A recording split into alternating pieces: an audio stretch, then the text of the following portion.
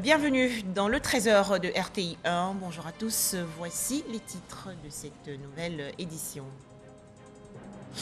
En Côte d'Ivoire, une séance de formation à l'endroit des femmes transformatrices de produits halieutiques à Lokodjro dans le district d'Abidjan. Les travaux ont porté sur une nouvelle technique de fumage du poisson, une initiative de l'Organisation des Nations Unies pour l'alimentation et l'agriculture.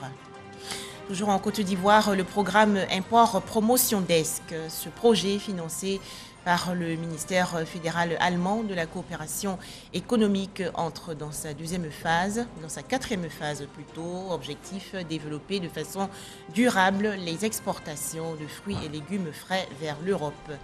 Enfin, une mission conjointe CEDEAO Nations Unies en visite aujourd'hui au Burkina Faso pour évaluer la situation politique du pays. En Côte d'Ivoire, un débarcadère bientôt construit à Grand Bérébi, localité fortement productrice de poissons dans la région ouest. Annonce faite par le ministre des Ressources animales et halieutiques. Sidi Tiemoko Touré a effectué récemment une visite de travail dans le Bas-Sassandra dans le cadre de sa stratégie globale de développement de la pêche. Les détails, Sam Conan. Débarcadère de Sassandra ce vendredi 28 janvier 2022. Les activités s'y déroulent normalement, comme d'habitude.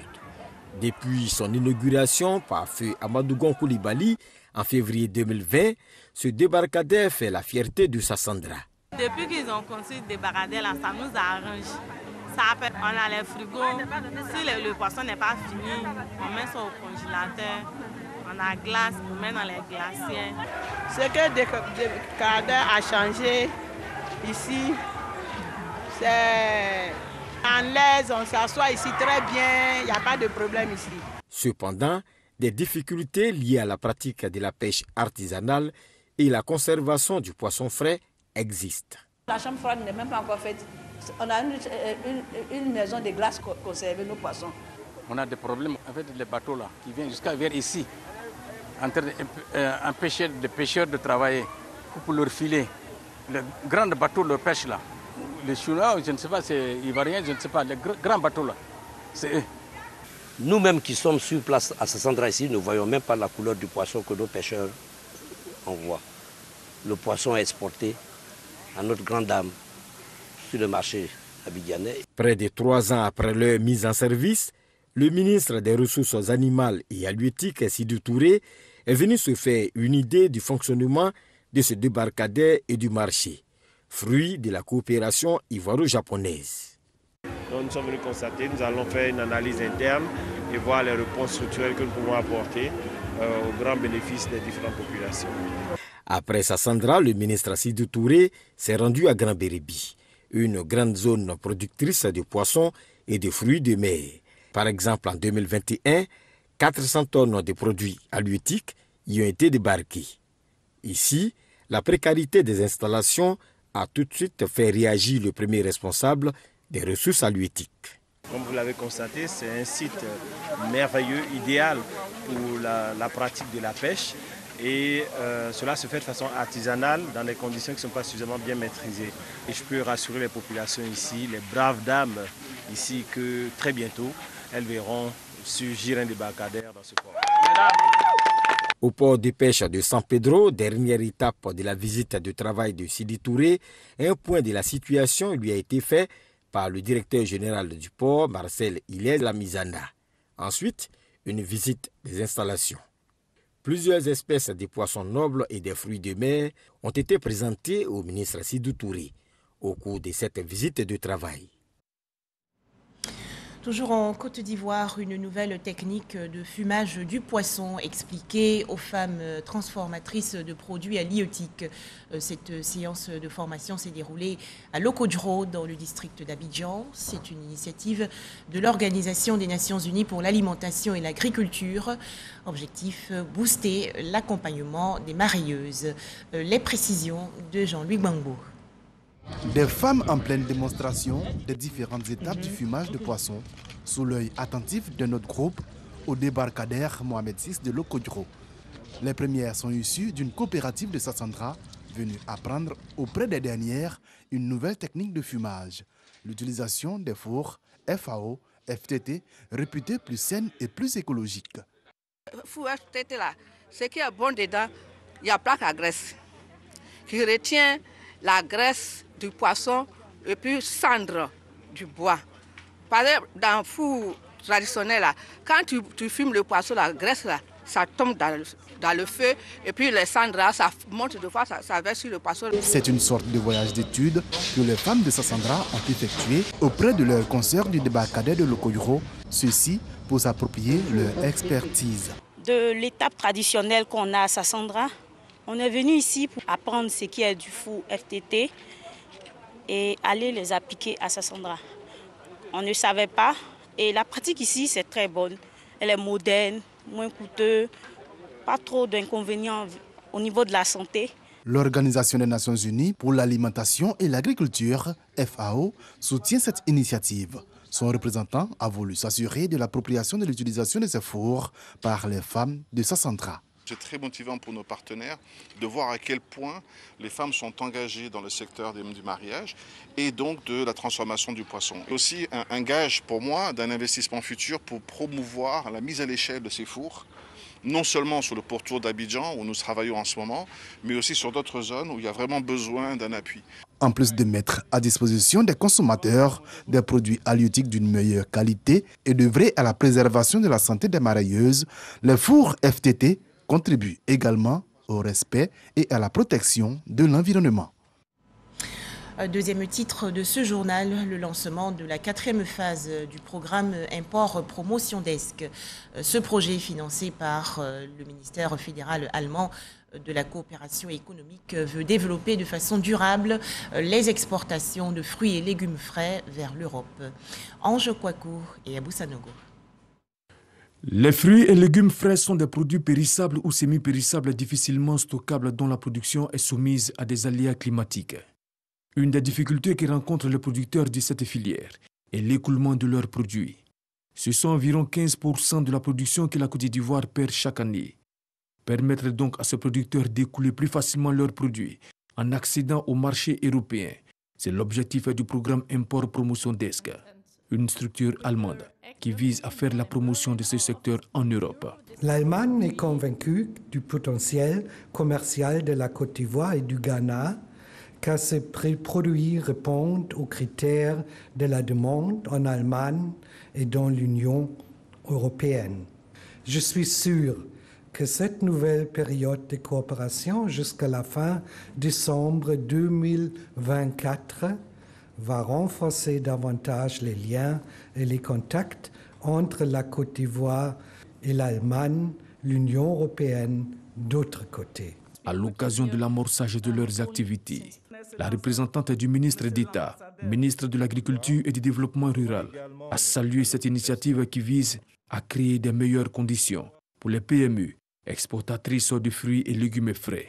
Les exportateurs ivoiriens ont toujours offert un choix haut de gamme de fruits et légumes frais. L'État de Côte d'Ivoire, soucieux de booster le secteur agricole, a adopté le programme national d'investissement agricole de deuxième génération, PNIA 2, pour la période 2017-2025. La Côte d'Ivoire est le premier producteur ouest-africain des produits et légumes frais. Yamoussoukro, dans la région centre du pays, a accueilli récemment une réunion de la filière riz. Les semenciers et opérateurs ont échangé sur l'amélioration de la chaîne des valeurs du secteur. À noter également que cette rencontre a été marquée par l'élection de Maury Diabaté, le nouveau président de l'organisation interprofessionnelle agricole de la filière riz. Charles Tatou de RTI Bouaké. Le riz constitue l'aliment principal de la population ivoirienne. La production nationale du pays est estimée à 600 000 tonnes de riz blanchi. Mais cette production couvre que 38% des besoins nationaux de consommation élevés à 1 500 000 tonnes. Les experts du domaine estiment à plus de 2 millions de tonnes la consommation du riz en 2025.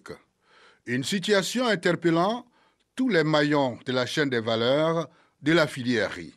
D'où cette rencontre de Yamoussoukro. L'ensemble des acteurs qui interviennent dans la production, dans la commercialisation du riz, pour fixer le prix du paddy et du riz blanchi et relever un certain nombre de taxes pour le développement de la riziculture au niveau de la Côte d'Ivoire. Pour le rayonnement et la performance des organisations interprofessionnelles de la filière riz, le directeur général de l'ADERI a entretenu les acteurs de la filière sur les notions de bonne conduite d'un coopérateur.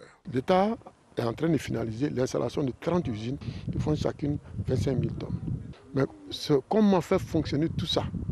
Et c'est pourquoi l'OIRI est très important. Les problèmes qui se posent au niveau de la production ne sont pas exactement les mêmes qu'au niveau de la transformation, ni au niveau de la distribution.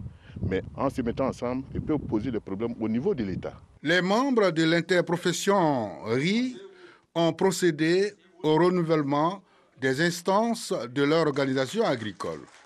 Un nouveau président élu à la tête de l'OIRI. Nous avons l'ambition de faire de la Côte d'Ivoire un pays souverain qui va non seulement se suffire dans la production du riz, mais qui va faire de l'exportation.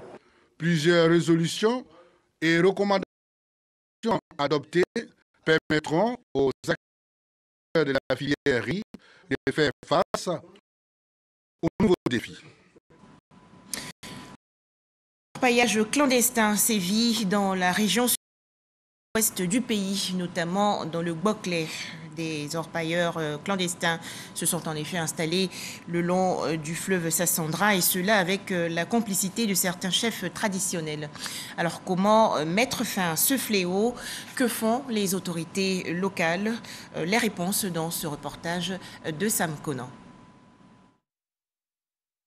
Du village de Kouaté à celui de Gaoulou, tous les villages en bordure du fleuve Sassandra, sur une distance de plus de 90 km, ont accueilli des orpailleurs clandestins. Quelles sont les raisons de l'acceptation de ces orpailleurs dans ces villages? Les orpailleurs sont venus chez nous. Vraiment, on ne les a pas appelés. Ils sont venus d'eux-mêmes.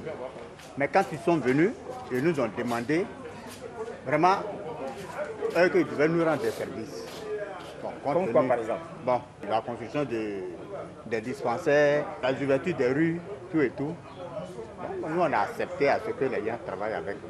Pour le ministre-gouverneur Philippe Légré, fils de la région du Boclé, les arguments avancés par les chefs des villages ne tiennent pas la route. Et pour cause. Au départ, ils gagnent, on leur donne quelques miettes, 1 million, 2 millions, 3 millions. Ils avancent comme raison que c'est pour construire des dispensaires. Ça ne tient pas la route du tout. Ce sont des arguments qui ne tiennent pas la route. Le gouvernement travaille. Aujourd'hui, tous les villages sont éclairés. Le combat de l'eau est en train d'être gagné. Et il y a tout sur les dispensaires, les coulettes de proximité foisonnent de partout. L'orpaillage clandestin pratiqué en bordure et dans le fleuve Sassandra, qui alimente tous les foyers. La santé des populations rurales et citadines est donc menacée. Actuellement, nous avons un souci au niveau des orpailleurs qui sont en amont, qui utilisent le mercure et le cyanure pour traiter les métaux. Mais si rien n'est fait, l'eau que nous prenons dans le Sassandra pour la boisson qu'on traite sera polluée. Les villages qui ont les forages, les puits et tout ça, eh bien, tous ces puits-là sont alimentés par les fleuves. Et donc, si c'est pollué avec les produits tels que le mercure, le cyanure et tout ça, eh bien, c'est eux-mêmes, les villageois, qui, ma foi, pâtiront. Ils vont consommer de l'eau polluée et ça va complètement entacher leur santé.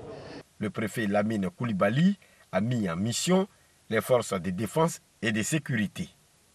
Le bilan des opérations menées contre les orpailleurs clandestins s'établit comme suit. Des saisies d'engins et la libération de certains sites. Mais nous remarquons que cela est insuffisant, nettement insuffisant. Les chefs des villages sont convoqués à la préfecture pour une réunion d'explication et de sensibilisation. Ils en ressortent bien informés et sensibilisés sur les dangers de l'orpaillage clandestin. Des engagements sont pris. Nous, en tant que chefs, nous le disons clairement que dans les 48 heures qui suivent, ils vont rebousser chemin, ils vont partir. Il y a une grande partie qui est déjà partie. Maintenant, peut-être qu'il reste que 2 dragues Donc, avec la réunion d'aujourd'hui, quand il est parti, bon, tous ceux qui sont là, ceux qui sont restés là vont partir. Les autorités de la région du Boclé invitent les populations à plus de vigilance dans la lutte contre l'orpaillage clandestin. Ensemble, continuons d'appliquer les gestes barrières contre le coronavirus.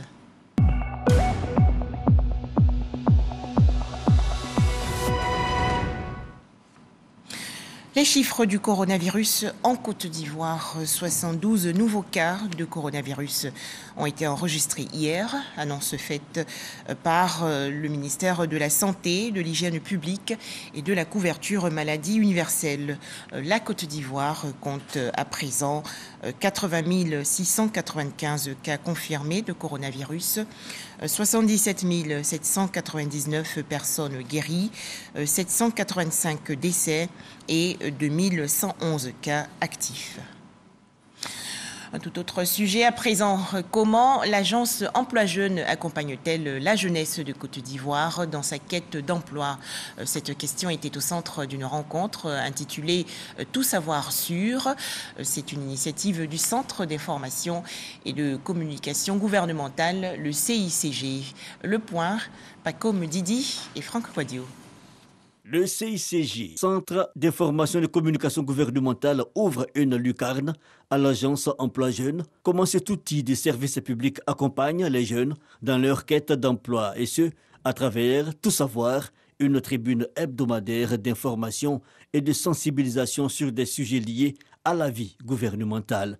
Des échanges alors avec la presse, des représentants du ministère de la promotion de la jeunesse, de l'insertion professionnelle et du service civique sur ces différents dispositifs d'insertion socio-professionnelle et d'encadrement de la jeunesse ivoirienne. Les jeunes sont majoritaires dans notre pays avec plus de 77% de la population. Ils sont et demeurent une priorité pour le président de la République, son Excellence M. Alassane Ouattara, et de l'ensemble de son gouvernement, sous la conduite du Premier ministre, son Excellence Patrick Hachi. Pour l'année 2022, sur les 3 actions prioritaires prévues par le gouvernement sur le PSGouv 2, la seconde action porte principalement sur l'emploi des jeunes et des femmes. Pour atteindre cet objectif, le secteur privé devra faire l'objet d'une attention particulière des autorités. Son développement sera intensifié par la promotion et l'émergence de champions nationaux, l'accompagnement et la promotion du financement des PME, des start-up et des jeunes entrepreneurs. Le développement des centres de services civiques, la politique nationale de la jeunesse, l'opportunité d'emploi, de formation, d'apprentissage, de stage et de financement, autant de sujets évoqués. Toujours en Côte d'Ivoire, des étudiants en master option études du développement instruits il y a quelques jours sur le système des Nations Unies. Plus de 200 apprenants ont ainsi découvert et compris la contribution des Nations Unies au développement durable du pays. Astou Touré. Plus de 200 étudiants en master option études du développement sont instruits sur le système des Nations Unies.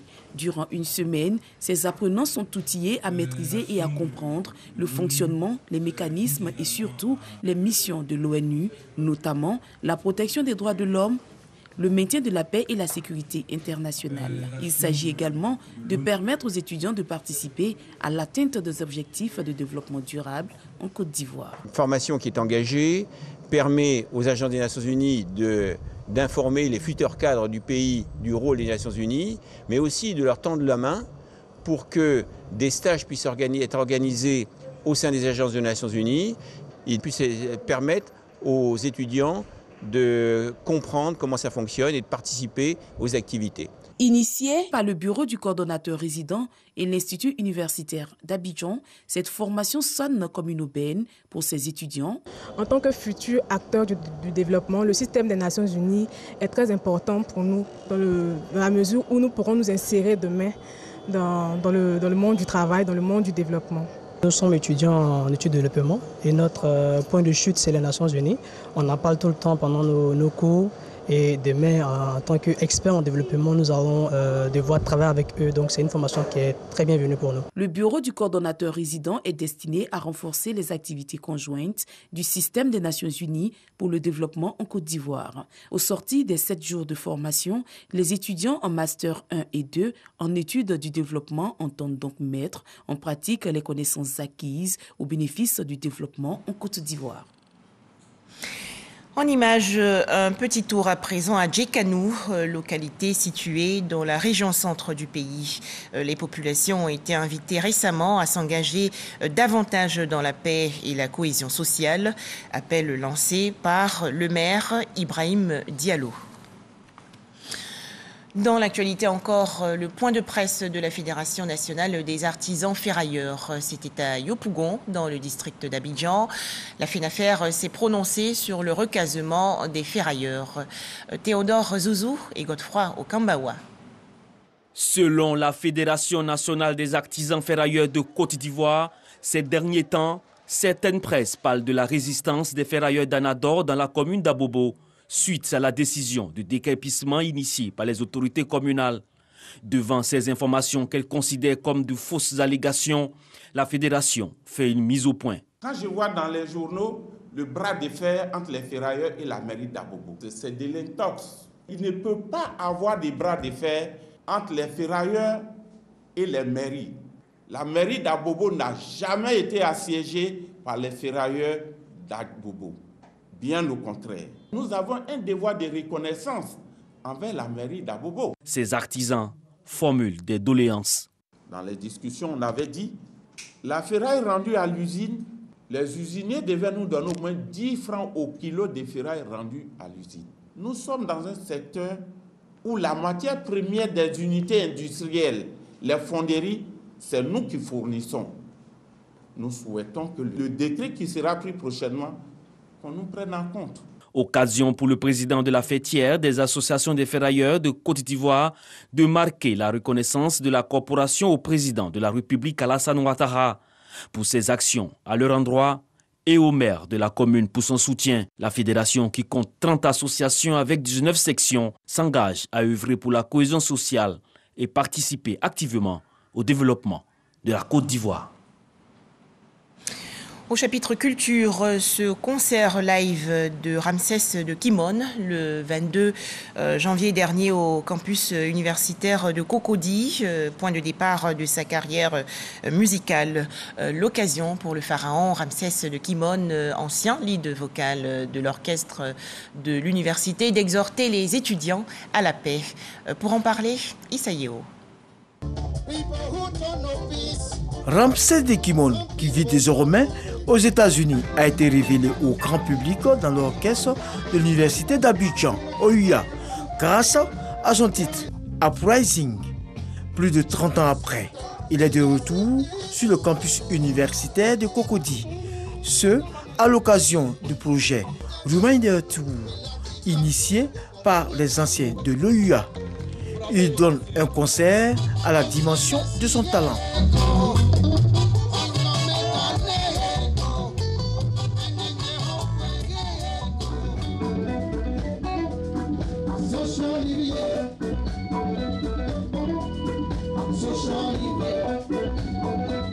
Nous avons lancé ce projet pour interpeller la jeunesse estudiantine, leur dire qu'on peut concilier musique et études, sport et études.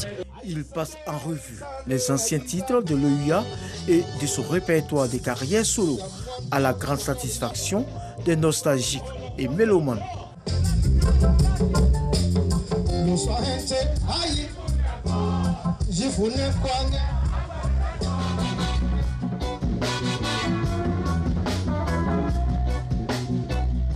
Ce spectacle me donne la chair de poule et ça me rappelle de vieux souvenirs heureux.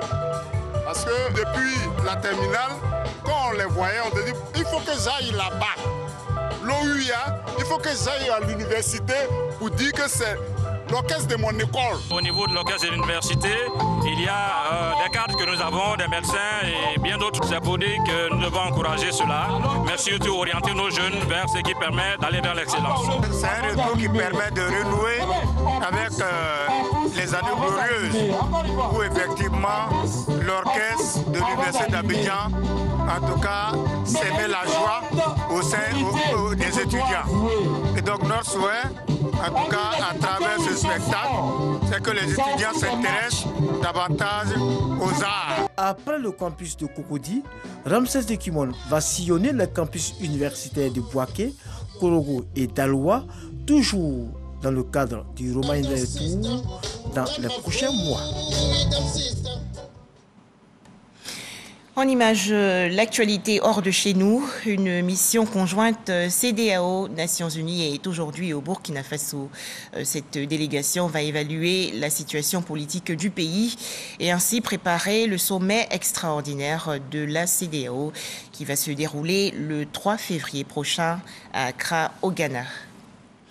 Les élections législatives au Portugal, le Premier ministre socialiste António Costa est arrivé en tête du scrutin hier, selon les projections sorties des urnes et diffusées par 3 télévisions locales.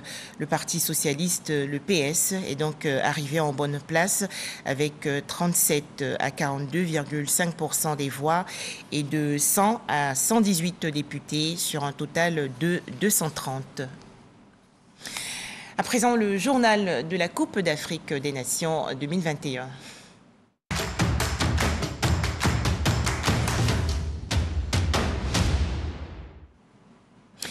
Dernier quart de finale hier de la Coupe d'Afrique des Nations 2021. L'Égypte a assuré sa place pour les demi-finales en battant le Maroc hier par 2-1. Les explications de Arsène Kwasi du service sport.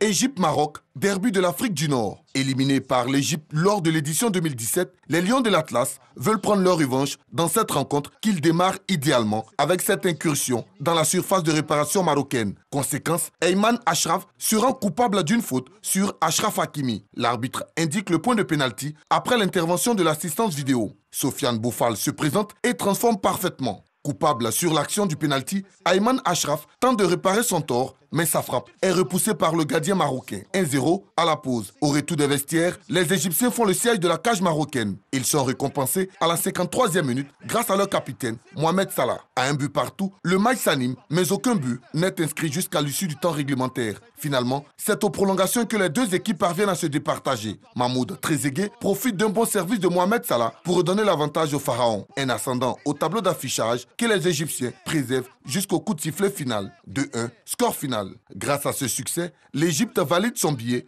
pour les demi-finales qu'il disputera face au Cameroun. De l'autre côté, le Sénégal a pris le dessus sur la Guinée équatoriale hier dans la soirée par 3-1. Retrouvons les explications de Arsène Kwasi du service sport.